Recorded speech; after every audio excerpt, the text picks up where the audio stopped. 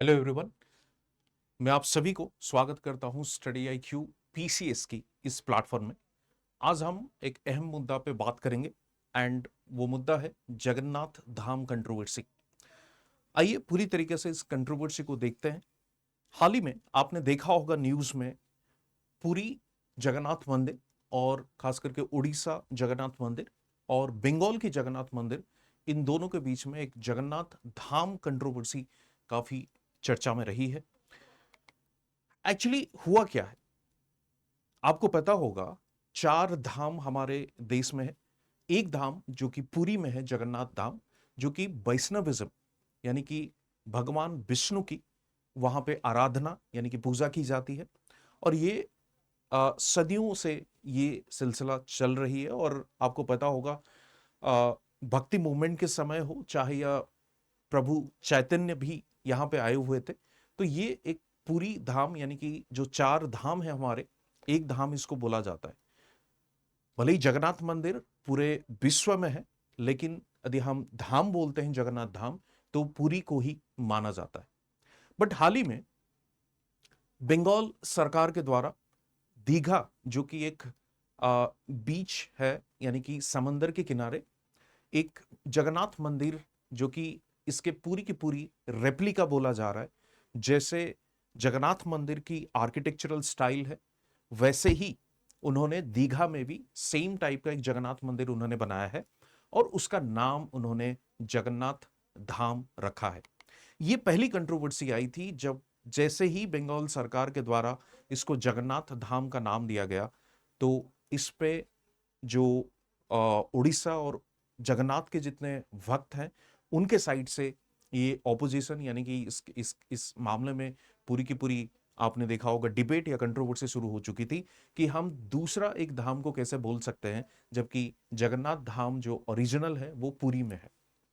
इसमें बंगाल के साइड से भी काफ़ी आप बोल सकते हैं लोगों के द्वारा ओपिनियन रखा गया है, उड़ीसा के लोगों के द्वारा भी ओपिनियन रखा गया है।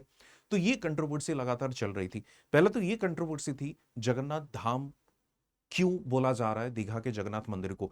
कई बार इस मुद्दे को उठाया गया, कई बार इस पे सवाल उठाया गया, तब जाके ऑफिशियली आपने देखा होगा बंगाल की सरकार ने अभी धाम जो है नाम हटा के बस जगन्नाथ टेम्पल या जगन्नाथ अ, अ, उन्होंने रखा है, धाम को हटा दिया गया है। यानी कि ऑफिशियली पुरी जो है वो जगन्नाथ धाम कहलाया जाता है। उसके साथ साथ और एक कंट्रोवर्सी भी आई जब कुछ बंगाली हैंडल्स, जो कि एक्स जो हमारी सोशल मीडिया है, बॉयकॉट पूरी यानी कि बॉयकॉट जगन्नाथ धाम करके एक उन्होंने हैशटैग उन्होंने स्टार्ट किया था, जिसके वजह से भी कई सारे कंट्रोवर्सी हुए कि क्या वजह थी, क्यों वो बार बार ये बोल रहे थे कि पूरी और जगन्नाथ धाम को हम बॉयकॉट करते हैं और हमारी जगन्नाथ धाम दीघा में बन चुकी है, हम वहां पे जाएंगे। इस पे भी एक सवाल खड़ा होता है कि ये बॉयकॉट करने के बाद पूरी जो कि ओरिजिनल जगन्नाथ धाम है उसके ऊपर क्या इंपैक्ट पड़ेगी, वो भी एक बार हम लोग इसको देखेंगे। फिर से और एक कंट्रोवर्सी भी आई। कंट्रोवर्सी ये आई थी कि दीघा में जो जगन्नाथ मंदिर बना है वो कौन सी, जो सैक्रेड वुड बोला जाता है, जिस लकड़ी, एक पवित्र लकड़ी जिसको लाके जिसको दारू ब्रह्म भी बोला जाता है उड़िया में, उसको लाके जगन्नाथ मंदिर बनाया जा, जगन्नाथ की मूर्तियां बनाई जाती है, तीनों भगवान जी की मूर्तियां बनाई जाती है। ये कहा जा रहा है कि जो अ, जो जो पुरी के जो चीफ यानी कि मुख्य सेवायत हैं, उन्होंने शायद 2015 के समय पे जो मूर्ति दोबारा बनी थी उसी लकड़ी को लाके इसको यहां पे बनाया गया है। तो ये भी एक कंट्रोवर्सी चल रही है, उसकी अभी तक कोई सटीक तथ्य अभी तक दिया नहीं गया है, पर यह कंट्रोवर्सी भी चल रही है इस पुरी और दीघा के जगन्नाथ मंदिर को लेके। मैं आपको और एक चीज बताऊंगा। जैसे मैंने आपको बताया कि लगातार बंगाली और बंगालीज के जो ट्विटर हैंडल्स है सोशल मीडिया में, लगातार वो लोग पूरी बॉयकॉट या बॉयकॉट जगन्नाथ मंदिर बोला जा रहा है। इसके ऊपर सबसे बड़ा प्रभाव जो है वो पूरी के टूरिज्म पे दिखाई पड़ सकती है, क्योंकि पूरी में जितने ओडिया या उड़ीसा ऑल्दो पुरी में तो पूरे विश्व से ही भक्त आते हैं, आप इस्कन से भी देखिए, ये पूरी की पूरी दुनिया से भक्त आते हैं, बट मैक्सिमम जो भक्त दिखाई पड़ते हैं वो बंगालीज होते हैं, जो कि कहीं ना कहीं एक अच्छा खासा परसेंटेज वो पूरी के टूरिज्म के लिए कंट्रीब्यूट करते हैं। मैं आपको दिखा दूं कि एक तो जगन्नाथ मंदिर एक धाम कहा जाता है, उसके साथ साथ जो उसकी गोल्डन बीच है वो भी कहीं ना कहीं टूरिस्ट को अट्रैक्ट करती है। आप ये देख सकते हैं, जो पुरी के समंदर के किनारे हैं, आप सनराइज सनसेट देख सकते हैं। बीच वॉक के लिए भी फेमस है। हाल ही में आपने देखा होगा राष्ट्रपति महामहिम राष्ट्रपति द्रौपदी मुर्मू ने भी एक बीच वॉक उन्होंने भी अपनी सोशल मीडिया पे भी डाला था। उसके साथ साथ कैमल एंड हॉर्स राइडिंग भी दिखाई पड़ती है, वाटर स्पोर्ट्स भी होती है, sand art and cultural festivities भी होती है, ब्लू फ्लैग सर्टिफाइड ये गोल्डन बीच है। तो ये सारी चीज की आनंद लेने के लिए हर जगह से टूरिस्ट तो आते ही हैं, बट बंगाल से सबसे ज्यादा टूरिज्म इन्फ्लक्स हमें दिखाई पड़ती है।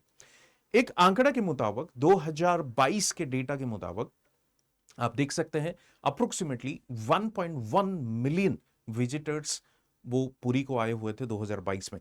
तो कहीं ना कहीं ये जो बॉयकॉटिंग और ये बॉयकॉट पुरी, बॉयकॉट पुरी जगन्नाथ धाम, और जो कंट्रोवर्सी चल रही है दीघा और पुरी जगन्नाथ धाम के बीच में, कहीं ना कहीं पूरी के टूरिज्म को ये जरूर अफेक्ट करेगी, उसमें कोई डाउट नहीं है, कोई संदेह नहीं है।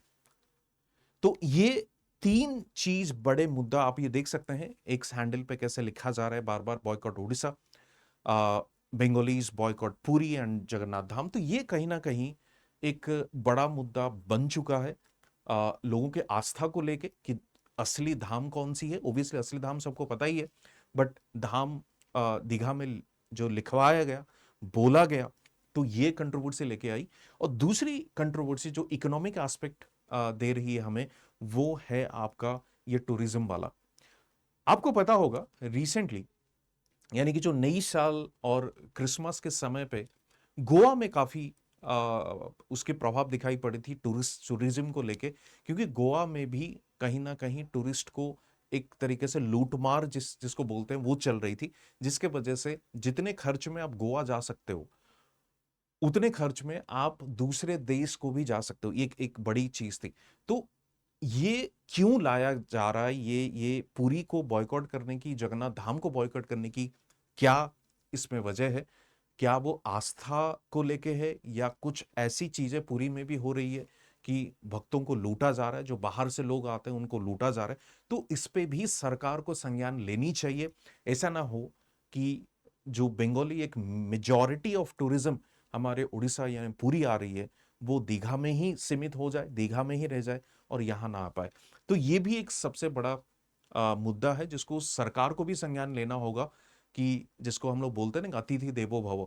तो जो लोग टूरिस्ट भी आते हैं उनको कैसे वो सही तरीके से, कितने इजीली वो भगवान के दर्शन करे, भगवान के, और पूरी बीच में किस तरह रहे, होटल्स, ट्रैवल्स, ये सारे चीज में कितनी कितनी इजीली आसानी से उनका अवेलेबल हो, अफोर्डेबल प्राइस में भी हो, ये सारे चीज भी सरकार को संज्ञान लेना होगा यदि इस कंट्रोवर्सी को हम आगे ना बढ़ते हुए इसको हम खत्म करना चाहेंगे।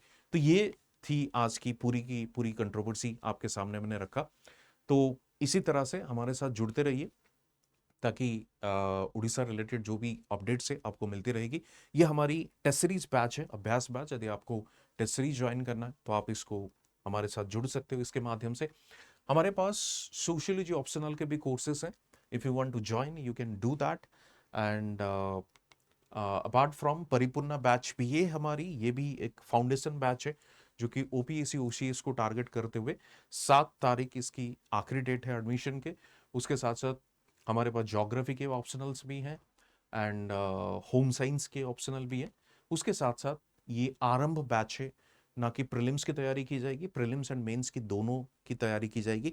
कई बार ये बोला जाता है कि भाई before you appear for the exam you must have a readymade notes, यानी कि आपके पास पूरी की पूरी नोट्स रेडीमेड होनी चाहिए। तो हो सकती है कि आपके पास यदि नोट्स रेडी नहीं है, आप एक बार प्रीलिम्स हो गया तो मेंस जब आएगी तब आप नोट्स ढूंढने लग जाओगे, थोड़ा सा यहाँ से ले लेता हूँ, थोड़ा सा वहाँ से ले लेता हूँ, थोड़ा ये मटेरियल से देख लेता हूँ। नहीं, एक कॉम्प्रहेंसिव नोट्स आपके पास भी रेडीमेड होना चाहिए यदि आप एक ही चांस में, एक ही अटेम्प्ट में आप एग्जाम क्लियर करना चाहते हो। तो ये भी एक मतलब एक चीजें है जो आपको थोड़ा समझना होगा, इंटरनलाइज करना होगा, सोचना होगा कि फाउंडेशन बैच के ऑब्जेक्टिव क्या है। यदि आप लेना चाहते हो foundation batch, then you can join us. इसका नाम है आरंभ बैच प्रीलिम्स एंड मेंस की। इसमें रहेगी लगभग 1000+ आवर्स की लाइव लेक्चर, यानी कि लाइव लेक्चर्स, लाइव क्लासेस रहेंगी। उसके साथ साथ आपको रिकॉर्डिंग भी अनलिमिटेड दिखाई पड़ेगी। बाकी जो दूसरे प्लेटफॉर्म्स होते हैं, एक दो बार रिकॉर्डिंग देखने के बाद फिर आपको अलाउ नहीं करते, यहाँ पे अनलिमिटेड रिकॉर्डिंग रहेगी।